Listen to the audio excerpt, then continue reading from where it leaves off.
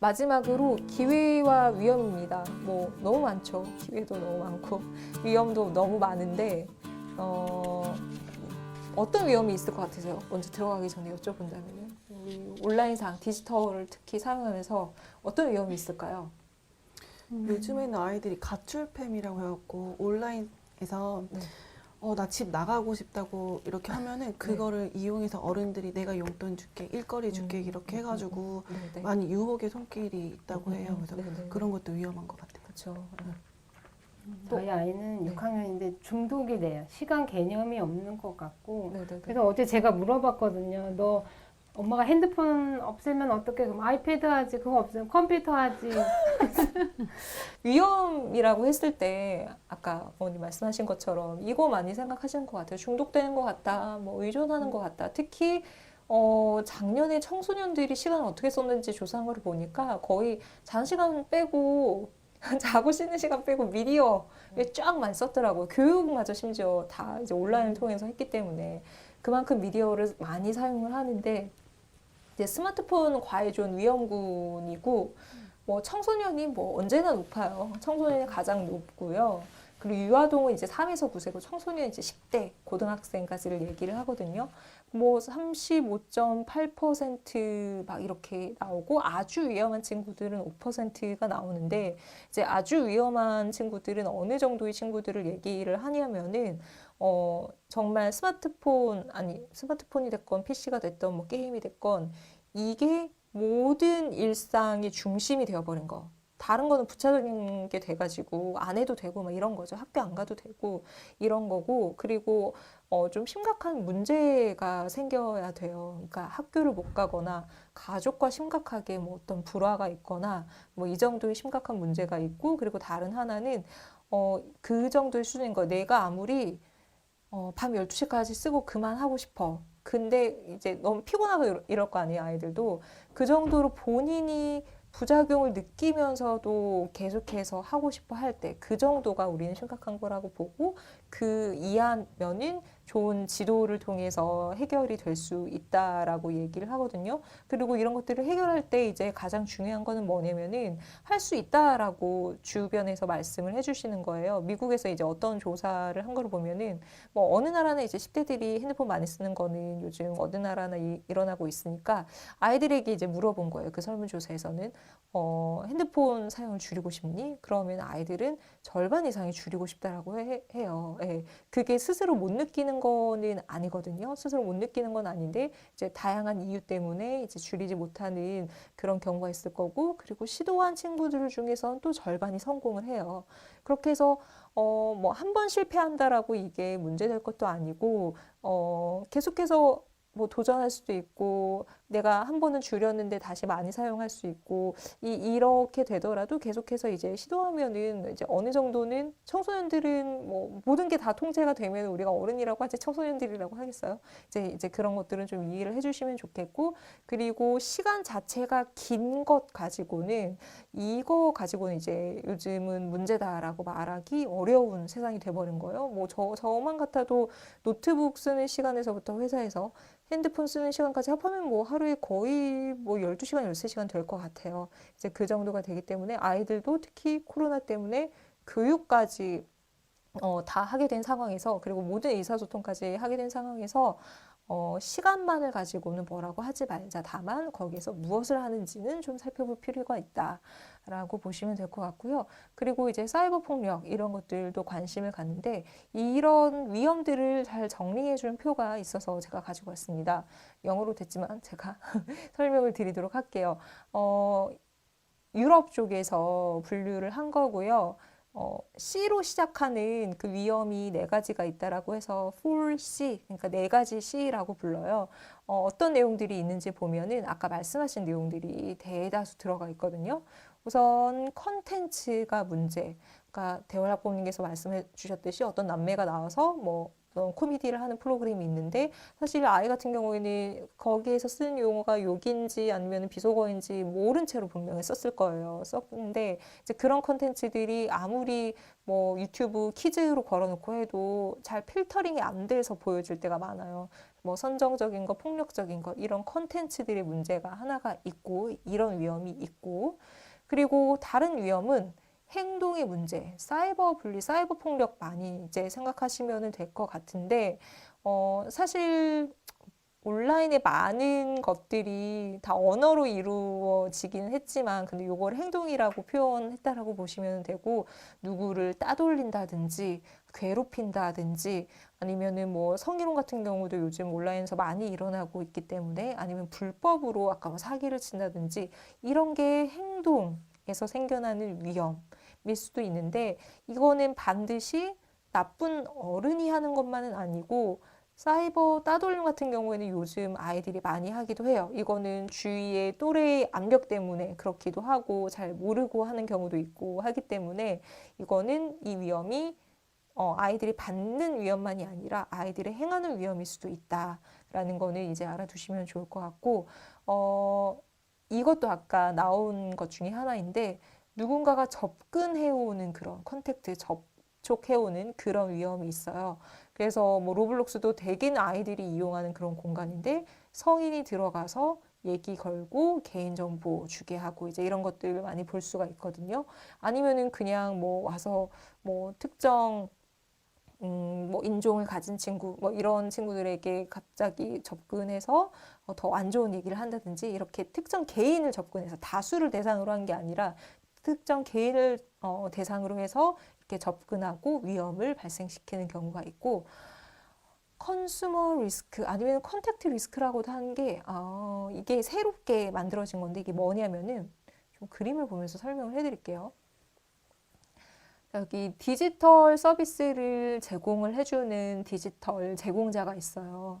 그거는 뭐 유튜브처럼 컨텐츠를 제공을 해주는 데도 있겠고, 페이스북이나 카카오처럼 소통할 수 있는 그런 공간을 제공을 해주는 데도 있을 텐데, 이렇게 컨텐츠를 제공해 주는데 유튜브 뭐 이런 데는 뭐 폭력적인 컨텐츠라든지 선정적인 컨텐츠를 아이들에게 노출시킬 수 있는 이런 위험이 있다. 그리고 아까 얘기한 그 상호작용을 해줄 수 있게 하는 컨텐츠는 누가 모르는 사람이 접근해서 위험에 처하게 할 수도 있고 아니면은 뭐 우리 카카오톡을 통해서도 요즘 사이버 뭐 따돌림 많이 일어나고 있잖아요. 이제 이런 식으로 아이들에게 행동과 관련된 위험을 줄 수도 있고 아이들이 심지어 거기에 참여를 할 수도 있다. 그리고 이거는 컨트랙트 리스크라고 되어 있어서 컨트랙트 하면 계약이잖아요. 계약인데 이거는 뭘 얘기하냐면은 우리 어떤 디지털 서비스를 사용하건 간에 이용 약관에 네 동의합니다. 네 동의합니다. 이렇게 다 써야 돼요. 그 내용 다 읽으시는 분 없으세요? 없습니다. 아무도 읽지 않습니다. 그리고 뭐 급하게 막 서비스 갑자기 막 가입하고 이럴 때는 뭐 그냥 무조건 동의해요. 뭐 다 동의하는데 근데 거기에 아이들을 위험하게 할 수 있을 만한 무언가가 있다. 이제 그래서 이 위험들을 얘기를 하는 건데 예를 들어서 우리 뭐 어떤 온라인에서 옷을 파는 곳에 가서 막 뭐 이 옷 저 옷 봤어요. 그러면 어느 순간 내가 무슨 뉴스 기사를 보려고 하는데 옆에 그 사이트에 옷들이 막 뜨는 거 볼 수 있잖아요. 이게 내가 어느 사이트에 들어갔는지 그 정보를 남겨두었다가 일부러 광고에 노출시키는 그런 것들인데 뭐 이거는 성인 같은 경우에는 통제할 수 있고 뭐 이렇지만 사실 아이들에게 그런 것들이 막 주어졌을 때는 사실 통제하기 어려울 수도 있어요. 그래서 아이들에게 그런 맞춤형 광고를 제공을 한다든지 아니면 아이들이 무슨 개인정보를 우리는 이마만큼 수집을 할 거고 심지어 제3자에게 줄 수도 있다. 이런 것들이 사실 이용약관에 많이 들어가 있는데 개인으로서는 그 수십 장에 달하는 이용약관을 보기도 힘들고 그리고 자주 변동되는데 그 자주 변동될 때마다 확인하기도 힘들고 제대로 지켜지는지 보기도 힘들 때가 많습니다. 그래서 그런 데서 발생하는 위험도 있다라고 해서 이렇게 컨트랙트까지 있어서 위험들이 이렇게 한 개, 두 개, 세 개, 네 가지 크게 이렇게 분류된다라고 보시면은 되겠습니다. 그래서 이런 것들은 다 컨택트, 컨덕트 이거는 부모님들이 많이 이해를 하고 계시는데 앞으로 조금 더 지켜보셔야 될 거는 이용약관, 네. 이런 것들을 조금 더 보셔야 될 텐데 이용 약관을 다 읽으실 수는 없고 뭐 이런 사회단체 아니면은 아동 권리를 위한 단체에서 페이스북에서 이용 약관은 뭐가 잘못됐더라, 틱톡의 이용 약관은 뭐가 잘못됐더라 이런 것들을 많이 알려주거든요. 그래서 뉴스나 검색하시면서 이런 거 한 번쯤 찾아보시면은 좋을 것 같고요. 그리고 기회는 앞에 이렇게 C로 네 가지로 나뉘어져 있어서 저도 뭔가 이렇게 이니셜 따서 네 가지로 만들고 싶어서 그냥 대충 만들어 봤습니다. 정체성. 그러니까 아이들이 커가면서 내가 누군지를 찾는 게 되게 중요하잖아요. 근데 온라인은 그런 것들을 실험해 볼 수 있는 어떻게 보면 안전한 공간을 마련을 해주거든요. 제페토에 들어가서 아바타 만드는데 나랑 똑같이 생긴 아바타 만든 친구들 거의 없을 거예요. 뭐 머리를 노란색으로도 해보고 길러도 보고 아니면 성별을 바꿔도 보고 그렇게 해서 그냥 가상 공간인 것 같지만 근데 그 안에서 상호작용을 하다 보면은 내가 짧은 머리를 가지고 있을 때, 긴 머리를 가지고 있을 때, 성별을 여자로 했을 때, 남자로 했을 때 이런 것들을 대체해서 경험을 해볼 수가 있거든요. 그리고 뭐 특히 성별을 대체하거나 인종을 대체하거나 이럴 때는 다른 사람에 대해서 잘 공감하는 능력까지 길러줄 수 있다라고 그런 연구들도 있어요. 그래서 정체성을 탐색해 볼 수 있는, 실험해 볼 수 있는 좋은 도구가 될 수가 있고, 그리고 궁금한 것들 막 찾아보고, 네, 너무 많이 찾아보잖아요. 뭐 유튜브로 다 찾아보고, 인스타그램으로 다 찾아보고 해서 다 찾아볼 수 있는 거. 우리가 어렸을 때에는 상상하지 못할 정도의 지식들을 찾아보고, 관심사를 이렇게 해결하고 할 수가 있고, 그리고 우리 창작하면서 여러 가지 상상력을 발휘해 볼 수도 있고, 그리고 상호작용.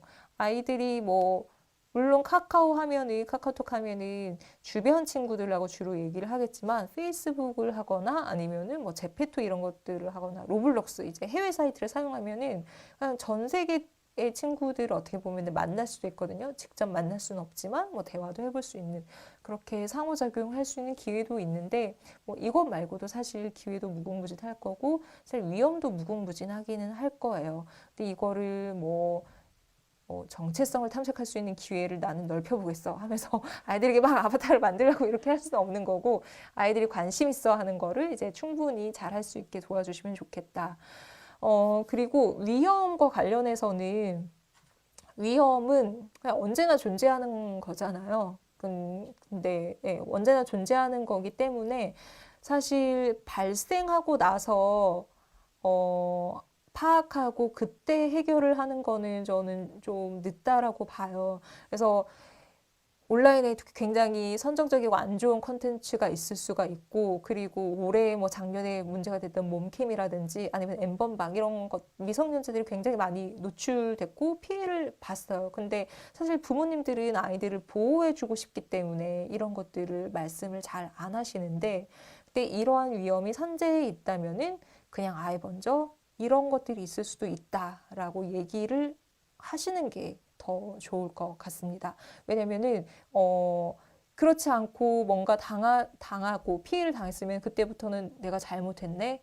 라고 생각을 하기 때문에 그게 아이들이 잘못이 아니고 다른 누군가로 인해서 발생한 이거는 피해이다라는 거를 미리 인식을 시켜 주시는 것이 좋을 것 같아요. 그거는 아이 연령대에 때에 따라서 조금 노출될 수 있는 콘텐츠는 다르기 때문에 그렇게 알려주시고 디지털 공간에서 위험에 처했을 때 사실 부모님들에게 말씀을 드리는 게 가장 좋죠. 그래야 가장 해결이 원활하게 될 테니까 그게 가장 좋은데 그게 어렵다라고 느끼는 상황이나 이런 것들도 있을 거예요. 그래서 물론 어려움이 생기면은 엄마한테 오면 돼, 아빠한테 오면 돼, 언제든지 얘기하면 돼라고 이렇게 알려주시면서도 그게 어려울 수도 있으니 주변에 전화할 수 있는 곳, 뭐 선생님들 상담할 수 있는 곳, 아니면은 뭐 사이버 범죄 신고할 수 있는 곳 이런 것들을 이제 충분히 미리 알려주시면 좋겠다. 그래서 그냥 한번 아이들이 겪을 수 있는 일이다라고 생각하고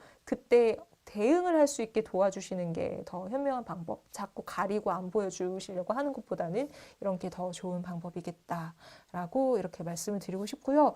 6파트가 다 이제 끝났고 제가 요즘 많이 이용하는 게 있는데 요거 한 말씀만 더 드리려고 가지고 왔어요. 이게 2016년에 독일에서 디지털 기본권 헌장의 초안을 만들었고요. 거기에 이제 이런 내용이 들어가 있습니다.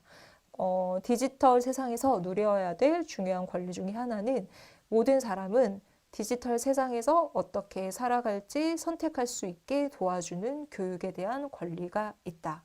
이거는 되게 중요한 것 같아요. 아이들이 지금 어떻게 보면은 저희 성인들도 마찬가지고 주변에서 일어나는 것들에 그냥 영향을 일방적으로 받고 있어요. 너무 빨리 변하니까 그냥 우리는 따라가야만 한다라고 생각을 하고 있잖아요. 그렇게 해서 영향을 받고 있는데 근데 이렇게 막 무슨 뭐 페이스북, 구글, 애플 이런 회사들은 너무 빨리 달려나가고 있는데 그 속도가 과연 모든 사람들을 위해 적당한 속도일까?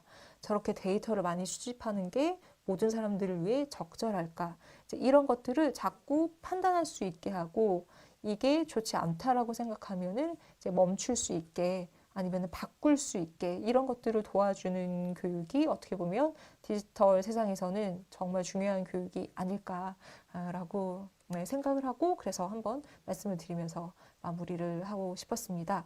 네, 제가 오늘 준비한 거는 여기까지고요. 오늘 이렇게 귀한 자리 마련해 주시고 또 이렇게 또 여기 먼 길도 마다않고 새벽에 이렇게 달려와서 이렇게 좋은 얘기 들려주신 오연주 박사님께 깊은 감사의 말씀 드리겠습니다. 박수를 한번 수고하셨다고 인사드리고 지금까지 시청해 주신 여러분 감사합니다.